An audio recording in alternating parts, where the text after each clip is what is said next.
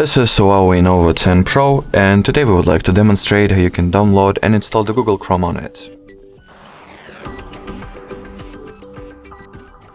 So the first step that you need to take is to make sure that your smartphone is connected to any kind of the internet network, should it be Wi-Fi or cellular.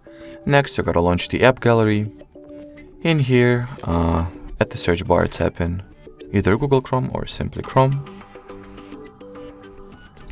Once the needed app is found, click on this, install button.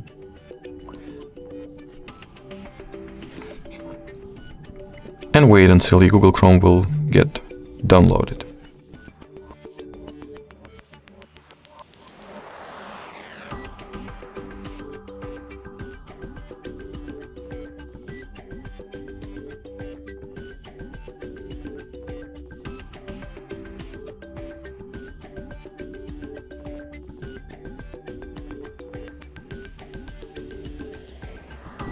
Alrighty, as you can see, once the Google Chrome files get downloaded, some security check gotta be performed, and upon the completion of this security check, you are able to finally install the Google Chrome itself.